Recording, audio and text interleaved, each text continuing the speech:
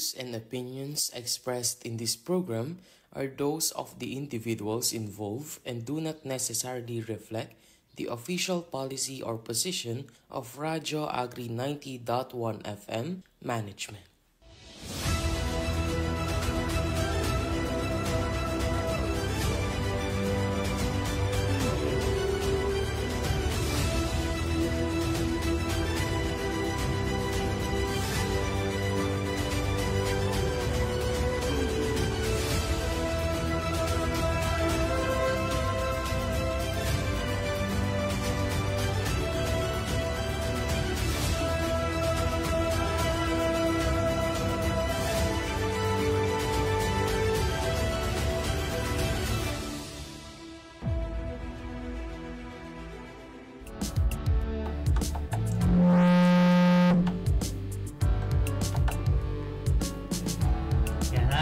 Arangkada na modernong pagsasaka, kaagapay ng magsasaka.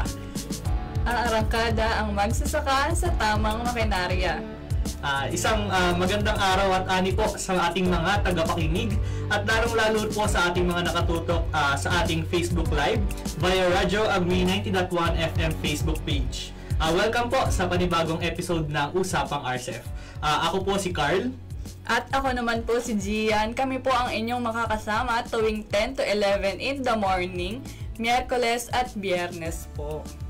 Ayan, bago po tayo mag-umpisa ay babatiin po muna namin ang aming mga butihing director, Director Dionisio G. Alvindia, Director 4 ng Filmec, Sir Joel Vidator, Director 3, Sir Elijah Z. Dabalos, ACD Chief, Sir Andres M. Tuates Jr., Sir Nelson C. Santiago. Ayan.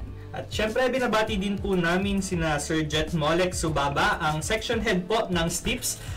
Good morning, sir. And kay Ma'am Bess G.S. Magararo, ang section head naman po ng STIDS. At syempre po, isang mainit din po na pagbati po sa lahat po ng empleyado po na naririto at nakikinig at nanonood syempre, lalong-lalo na po sa ating magigiting na drivers. Ayan. Nawa po ay lagi po tayong manatiling ligtas sa ating pong mga biyahe. Syempre po, pagbati din po sa ating mga kasamahan po na nasa travel po ngayon at nagsasagawa po ng kanilang mga fieldworks. Ayan, sa Usapang RCEF po ay tatalakayin po natin ang mahalagang impormasyon tungkol sa RCEF Mechanization Program ng Filmec. Ayan, kabilang po ang mga layunin nito, mga benepisyo para sa magsasaka at kung paano po ito nakakatulong sa pagpapabuti po ng produktibidad at pagiging competitive ng sektor ng agrikultura sa ating bansa. Ayan, onting recap lang po tayo sa nangyari po last episode po natin, last Wednesday.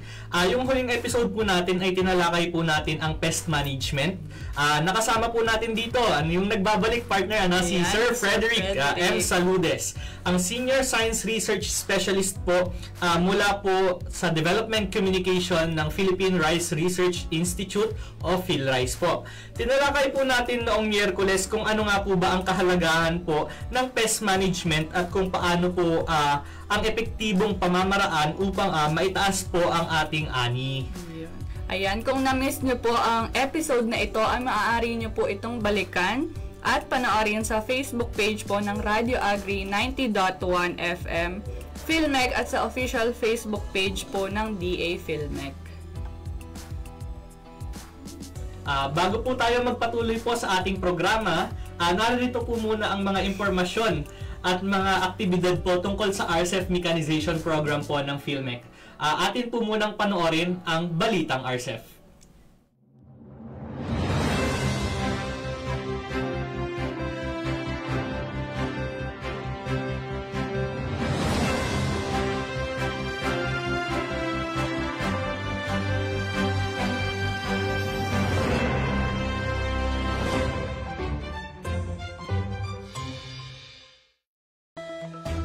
Pangulong Marcos, pinasinayaan ang bagong RPS-2 sa Misamis Oriental.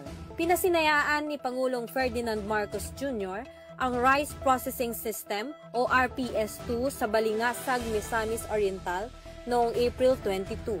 Ang bagong pasilidad na ito ay nagkakahalaga ng 68 million pesos na mayroong multi-stage rice mill na kayang magproseso ng 2 to 3 tons per hour ng palay at 5 high-efficiency recirculating dryers na kayang magpatayo ng 12 tons per batch. Field validations at monitoring, patuloy ang pag-arangkada. Patuloy ang pag-arangkada ng field validations at monitoring sa bansa mula April 14 to 25 para sa RCEF Mechanization Program. Kabilang dito ang iba't ibang FCAs at local na pamahalaan sa Nueva Ecija, Aurora, Isabela, Cagayan, Capiz, Aklan, Negros Occidental at Surigao del Norte. Four-wheel drive tractors ipinamahagi sa Pangasinan. Nakapagpamahagi ng 3 unit ng four-wheel drive tractors ang RCEF Mechanization Program sa probinsya ng Pangasinan noong April 22. Ang mga nakatanggap ng makinarya ay ang Bliss Buenlag Group of Small Farmers Association Incorporated ng Urdaneta City, Alaksan SQ Irrigators Association Incorporated, at Cabalin de Palo Irrigators Association Incorporated, pawang mula sa bayan ng San Quintin. 25 interns natuto sa pangkaalamang hatid ng FMFOD tungkol sa palay drying at milling. Nasa 25 interns ng Filipino Young Farmers Internship Program in Taiwan o FYFIPT Batch 6 ang natuto sa on-farm visits and hands-on activity kung saan nagbahagi ng kaalaman ang PhilMec FMFOD patungkol sa operation and management of post-harvest technologies, partikular sa pagpapatuyo at paggiling ng palay noong April 21 at April 24 sa PhilMec Training Hall para sa lecture at center cooperative para sa hands-on activity. Ang programang ito ay mula sa Agricultural Training Institute o ATI na naglalayong palakasin ang mga young farmer upang maging agricultural entrepreneurs sa pamamagitan ng pagkakaroon ng kaalaman at kasanayan sa modern agriculture and fisheries technologies.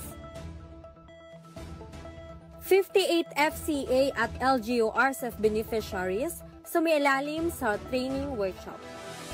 Nasa 58 na FCA at LGU RCEF beneficiaries ang sumailalim sa training workshop on farm machinery operation, management and enterprise development for post-harvest technologies under RCEF Mechanization Program noong April 22 to 25. Layunin ng aktibidad na bigyan ng pangunahing kaalaman at kasanayan ang mga benepisyaryo sa paggawa ng kanilang operational plan.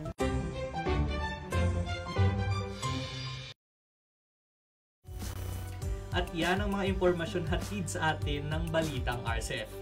Para sa karagdagang update sa RCEF ay bisitahin lamang po natin ang Facebook page ng DA PhilMec o ang website ng RCEF Mechanization Program sa www.rcef.philmec.gov.ph. At huwag din po natin kalimutan to hit the like button at i-share po ang ating live. Ayan. Time check tayo, partner. Ano? 10:18 na, partner. It's 10 a.m. 10:18 a.m. in the morning. Ayan. Ayan, bago po tayo magsimula sa ating talakayan, ay babati rin po muna tayo sa ating mga viewers from DA PhilMec Facebook page at RCEF Extension Program Facebook page. Ayan. Ayan, partner, unahin na natin sa RCEF Extension Program Facebook page. Ano? Ito, may nag-comment dito si Sir Zaimon Calao. Ayan, good morning po. Watching from Gandara, Samar. Good morning po. Ayan, good morning naman po kay Sir Alregi, watching from Agdidinangay Farmers Association or AFA from Lasam, Cagayan. Ayan, good morning po, sir. Good morning din kay Mike Talplacido. Ayan, watching from Science City of Muñoz. Ayan, ngayong episode po ay related naman sa nakaraang episode kung saan tatalakayin natin ang mga dagdag pa po na impormasyon tungkol sa pest management. Ibinahagi po ni Sir Frederick ang mga karaniwang peste noong nakaraan na nakikita sa ating palayan at kung paano po ito maiiwasan. Nagbigay din po siya ng tips kung paano po ang tamang pag-i-spray ng pesticides. Ayan, ayon nga daw po kay Sir Frederick, dapat ay nakakasiguro po tayo na ang peste nga ang sanhi ng pagkasira ng ating palayan, ano, bago tayo gumamit ng mga pesticides. Bukod dito, meron itong masamang epekto sa magsasaka at meron din syempre itong masamang epekto sa kalikasan. Paliwanag din sa atin ni Sir Frederick ang pagkakaiba ng pest management sa cultural management. Ayan. Pagdating daw po sa cultural management, unahin natin ang cultural, dapat ay may tamang land preparation at water management para makaiwas sa pagdami ng peste sa ating palayan. Ayan, para naman sa karagdagang impormasyon tungkol po sa ating pest management, sabay-sabay po nating panoorin ang mga video materials para po sa pest management. Hindi kailangan magbomba ng insecticide 30 araw pagkalipat tanim. Dahil sa bata pa ang tula, kayang-kaya pa nilang makarecover sakali mang atakihin ng pesteng insekto. Kaya naman hindi mo na kailangan pang mag-spray ng insektisidyo. Bukod dyan, hayaan natin ang mga kaibigang organismo tulad ng gagamba, tutubi at kuliglig ang pumuksa sa mga peste na yan. Para sa karagdagang impormasyon, call or text 0917-111-7423 o 0920-946-2474.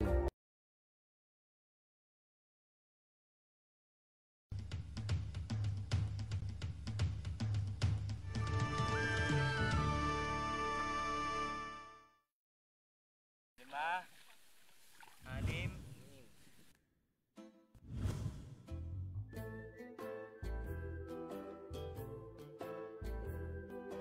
Tatlo. Apat. Ang dami na ng peste ngayon. Bong, ilan ba yung nabilang mong peste? Peste? 3. Ha? Ano? 3 nga! Mahigit 10 ang bilang natin, pero hindi lahat ng yung peste. Ha? Anong ibig mo sabihin? Paki-explain? Ang ibig kong sabihin, sa pagbibilang natin, mas marami pang kaibigan kaysa sa kaaway. Kaibigan? Kaaway? Oo, kaibigan. Parang ako lang yan, Damian. Tinutulungan kita para sa ikabubuti mo o natin, ng palayan mo. That's what you call friend. Ang dami nila. Nakadikit pa sa puno at dahon. Baka masira na naman tong mga to. Alam mo, ang mga insekto na yan, parang mga tao lang sa mga lansangan eh. Maaari mong sabihin kaaway, pero hindi mo alam, meron ka pa rin kaibigan doon. Bumabanat ka na nang wala sa oras eh. Tara na at kukunin na ko na yung sprayer ko. Ha? Teka. Ibig mong sabihin, papatayin mo mga insekto kaibigan dito? Hindi ka sigurado kung kaibigan yung mga yan. Naku naman!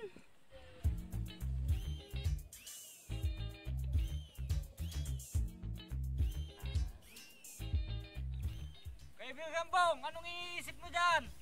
Halika na, mag-spray na tayo. Aha! Damian, papatunayan ko sa iyo ang sinasabi ko. Paano? Maghahanap tayo ng sinasabi kong kaibigan at kaaway. Ikaw na lang. Damian o Damian?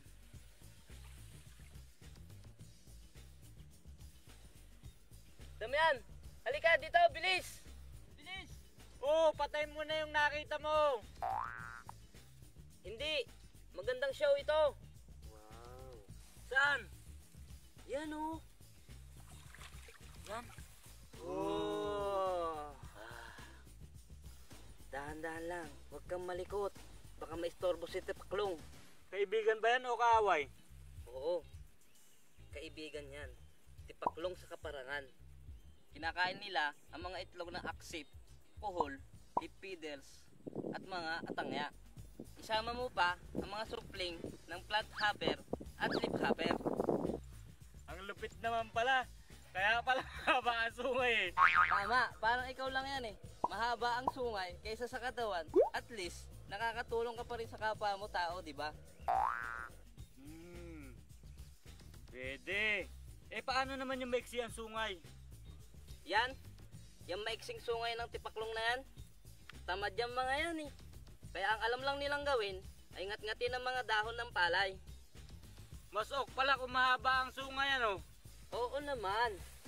Anong debate dito? Kanina ko pa kayo pinagmamasdan eh. May problema ba? Wala naman. Etong si Dam yan eh. Gustong mag-spray porque marami daw nakitang insekto. Sabi nga nila, hindi lahat ng insekto sa palayan ay peste. Tama ka dyan, Marco. Tignan mo, oh. Sana naman kaibigan, oh. Ano naman yan? Yan. Yan ang insektong pagung-pagungan. Hugis Volkswagen. Kulay orange at malakas kakain ng mga pesting insekto. Ano naman kakainin yan? Kalit-lit niyang insekto. Yan ka na naman, Dam, yan eh. Judgmental ka na naman ah. Porque maliit yan. Kayang-kaya niyang kumain mas malaki sa kanya. Sigurado ka? Oo naman. Masarap para sa kanila ang uod ng aksip ng leafholder at mga plant hoppers. Parang si Tipaklong lang yan eh. Mahilig din siya sa mga supling ng mga plant hoppers. Bakit kaya? Simple lang yan. Mabagal, maliit, masarap sa kanila. Malapit na talaga akong bumilib sa'yo. Halika dito. Tignan nyo ito. Ito. Tignan nyo ito. Ito ang pangahanggagamba o long jaw spider. Tignan nyo at kinakain niya ang green leaf hopper. Yan. Isang malupit na namang agahan ng kaibigang insekto. Talagang sarap na sarap yung gagambang yan ah. Oo, hindi lang yan. Pati ang mga malalaking insekto tulad ng aksip, leafholder o stem borer ay tinitira din niya sa tulong ng kanyang mga sapot. Tama. Kaya Dam yan, huwag kang mag-alala. Kung may maliliit kang kaibigang kulisap, meron ka rin kaibigang malalaki sa paligid. Oo nga no. Ayun. Ayun pa ang isa. Tutubing karayom. Saan? Oo nga no. Ang mga tutubing karayom ay kumakain ng mga peste ng palay na mabilis kung gumalaw. Tulad ng green leaf hoppers at leafholders. Correct! Marami pa tayong makikita dito. Tulad ng putakti, ground beetle, at ibang klase pa ng mga tutubi. Ito pa. Water strider. Wow! Link spider. Orb spider. Wow! Dwarf spider. Wow! Wolf spider. Jumping spider. At Damyan spider. Lahat ng yan, kaibigan natin. Buong spider? Alpha spider? Ay nako, sumilong nga muna tayo at nang mas marami pa tayong mapag-usapan tungkol sa ating mga kaibigan.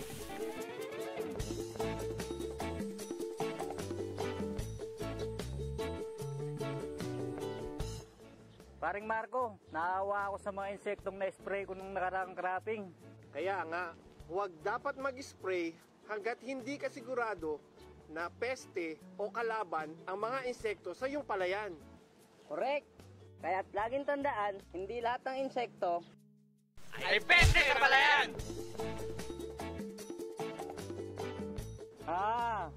Pero ang tanong, paano natin padadamihin at aalagaan ang mga kaibigan insekto? Madali yan. Pagtanim tayo ng mga namumulaklak na halaman sa ating palayan. bulaklak. Ano naman ang kinalaman ng bulaklak sa mga kaibigan insekto? Magandang tanong yan.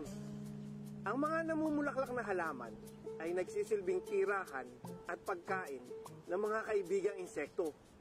Kahit wala pa ang palayan, kung wala silang makakain, andudong pa rin sila at nabubuhay at dumadami sa mga namumulaklak na halaman.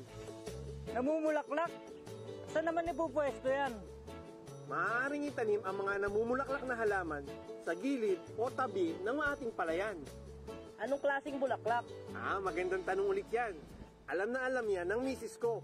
Maaari tayong magtanim ng bidens o kaya butter daisy. Biden? Butter daisy? Baka naman mahal yung mga yan. Hindi. Ang bidens at butter daisy ay natural ng halaman na nandito na sa ating paligid. Madali silang patubuin at paramihin. Yung ba'y tanim ng misis mo sa paligid ng iyong palayan? Oo, siya nga. Baka naman pwedeng makahingi ng mga yan. Sige, tara, humingi tayo sa kanya.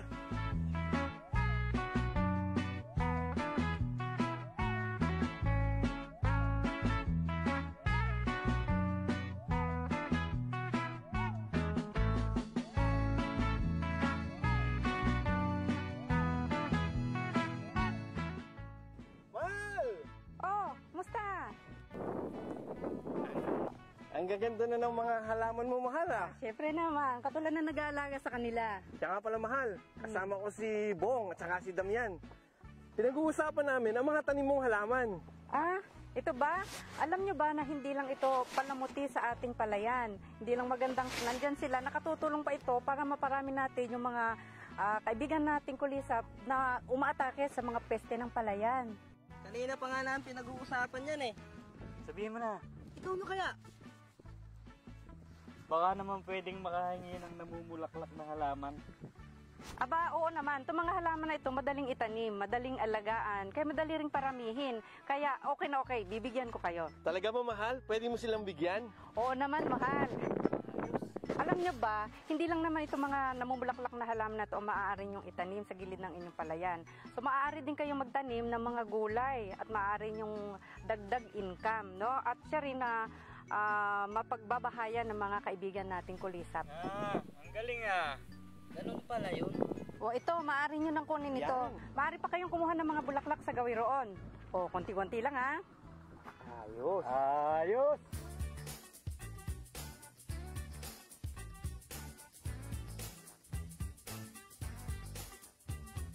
Tama po ang inyong narinig. Magtanim tayo ng namumulaklak na halaman sa ating palayan. Sila ang magsisilbing pagkain ng mga kaibigang insekto sa ating palayan, tulad ng putakti, gagamba, pagong-pagungan, at marami pang iba. Sila na ang bahala sa paglaban sa mga pesteng kaaway sa ating palayan. Halaman, bulaklak, sa tabi ng palayan, simple lang at makakalikasan.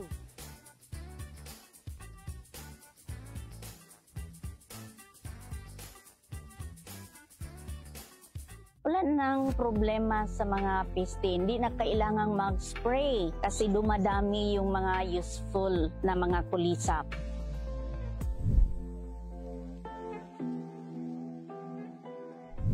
Hindi naman kami mag-spray. Wala kaming experience na nag-spray ng pesticide. The farmers will have no more problem in buying pesticides. With ecological engineering, we'll be planting flowering plants along the sides of our rice field. We will solve our problem about pests. So we reduce the cost of production through that intervention. And we will have a very healthy environment and a very safe and nutritious food.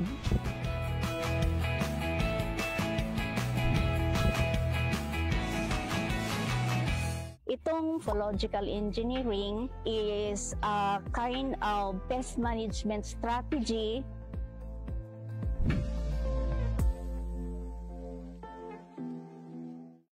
It's a way of managing pests wherein we plant flowering crops. Nagtanim na tayo ng mga halaman na namulaklak sa tabi ng palayan natin. For example, okra, string beans, kalabasa, and many others. Magiging habitat sila ng ating mga useful insects. Makita namin may mga useful like pagong-pagungan na dumadapo doon sa mga tinatanim namin na plant species.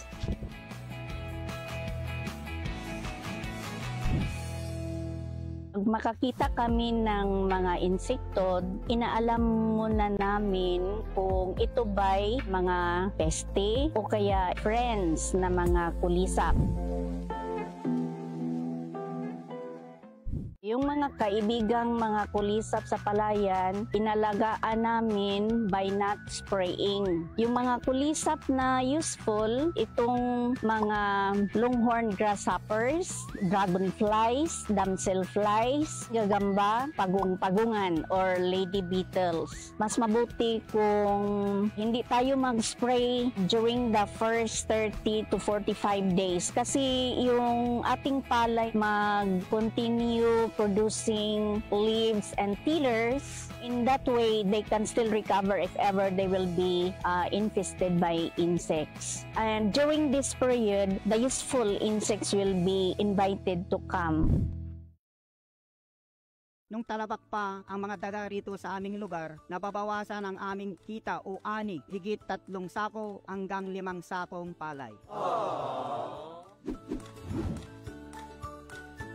Dalhin ang sabayang pagtatanim, magsabog o maglipat tanim kasabay ng mga katabing bukid. Panatiling malinis ang palayan, tanggalin ang mga nakaimbak na dayami at mga damo sa paligid upang mabawasan ang taguan at lungga ng mga daga. Makipagtulungan sa pamayanan sa pamamahala ng mga daga. Linisin ang mga pilapil upang makita ang mga lungga. Gamitan ng flamethrower ang mga maluwang at malalalim na lungga. Sama-samang manghuli ng daga bago sila magsimulang magparami. Maingat na gumamit ng lason sa daga. Sa panahon din ng paghahanda ng lupa, mataas ang tsansa na kainin ng daga ang lason kung wala pa silang mapagpipilian.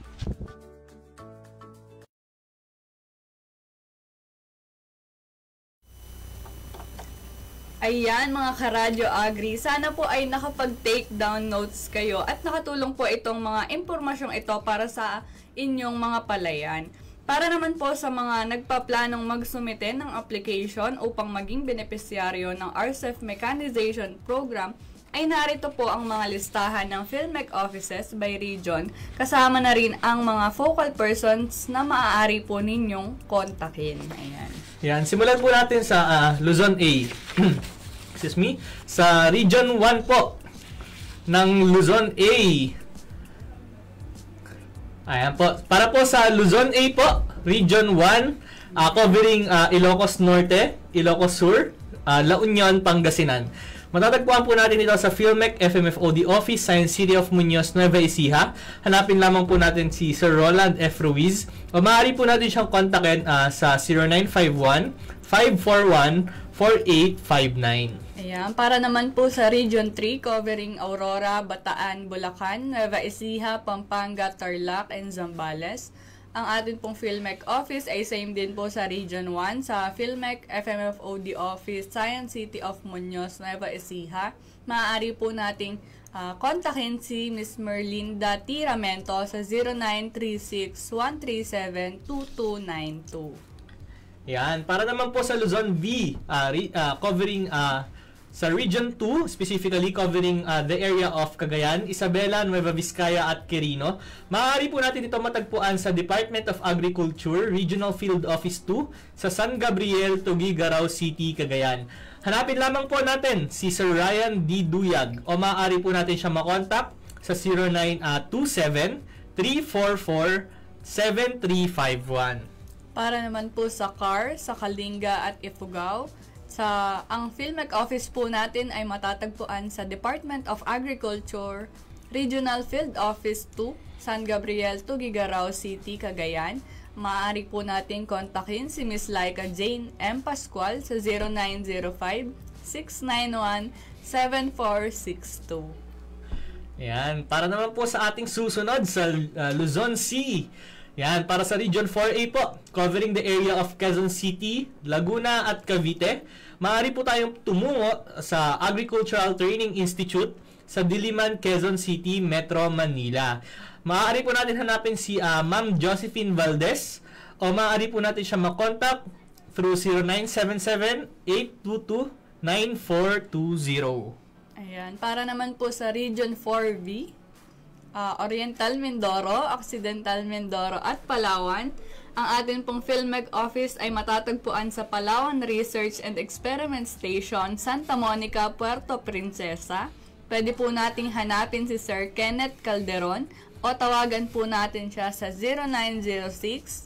0906-841-4917. Yan, para naman po sa Region 5, covering the area of Camarines Sur, Albay, Masbate at Sorsogon. Maaari po tayong tumungo sa Department of Agriculture, Regional Field Office 5 sa Pili, Camarines Sur. Hanapin lamang po natin si Sir Joseph Corporal Jr. o maaari po natin siyang makontak through 0950-984-4402. Para naman po sa Visayas, sa Region 6, covering Aklan, Antique, Capiz, Negros Occidental at Iloilo, ang atin pong PhilMec office ay matatagpuan sa Villar Sipag Farm School, Barangay San Jose, San Miguel, Iloilo.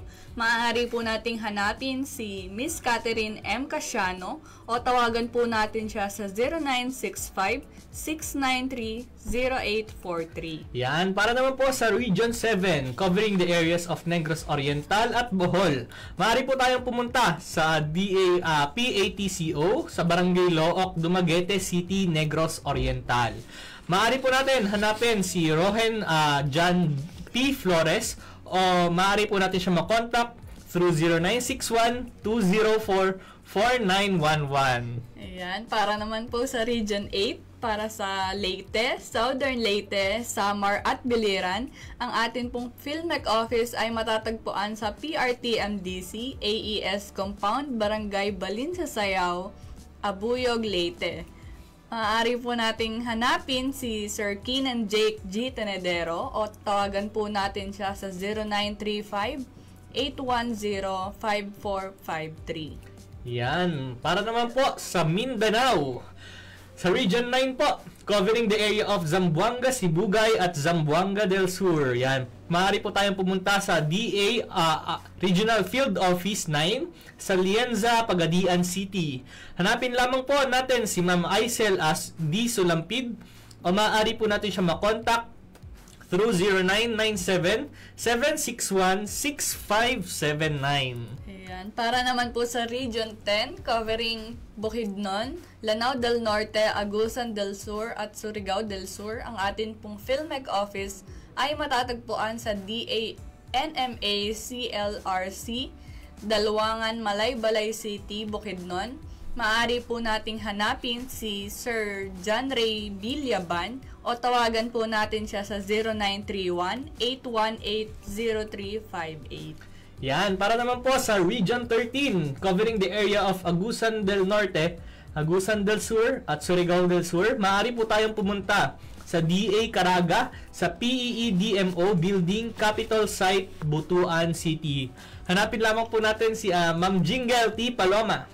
O maaari po natin siyang makontak through 0938-321-1477.